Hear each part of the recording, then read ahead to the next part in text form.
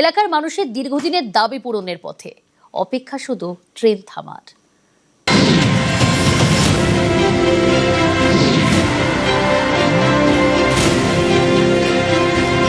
মুর্শিদাবাদের লালবাগ মহকুমায় নসিপুর।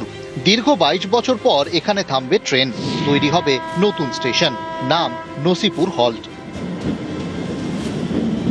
আশেপাশে যে এলাকাগুলো আছে, আমরা লালবাগ বা আজিমগঞ্জ জংশনে ট্রেন ধরতে হয় এবং নসিপুরটা চালু হলে আমাদের খুব সুবিধা হতো। যে কোনো লোকাল ট্রেন কিছু চললেও মানুষ উপকৃত হবে। শিয়ালদা লালগোলা শাখায় একটা সময় ছিল নসিপুর রোড স্টেশন। 2004 সালের পর থেকে এখানে আর ট্রেন থামে না। তখন থেকে প্রায় 10টি গ্রামের বাসিন্দাদের দুর্ভোগের শুরু। এই নসিপুরের একদিকে মুর্শিদাবাদ, আরেকদিকে জিয়াগঞ্জ স্টেশন। দুদিকেই দূরত্ব প্রায় 5 কিলোমিটার। সেখানে পৌঁছে ট্রেন ধরতে বাড়তি খরচ হয়, তাই নসিপুরে স্টেশন চালুর দাবি ছিল দীর্ঘদিনের। রাজ্যে পালা বদলের পর উদ্যোগ নেন মুর্শিদাবাদের বিধায়ক তথা গ্রন্থাগার মন্ত্রী গৌরীশঙ্কর ঘোষ। নসিপুর হল স্টেশন চালু হলে আরও কাছে জিয়াগঞ্জ এবং মুর্শিদাবাদ স্টেশন।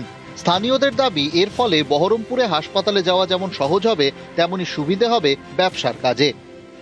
ব্যাপক সুবিধা হবে। কাছে যদি স্টেশন থাকে, দূরে কেউ যাবে না, মানুষ এখান থেকে ট্রেন ধরবে।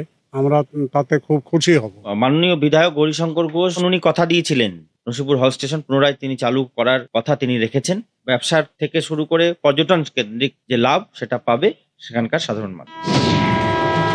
মুর্শিদাবাদ থেকে ফরহাদ হোসেন, নিউজ 18 বাংলা।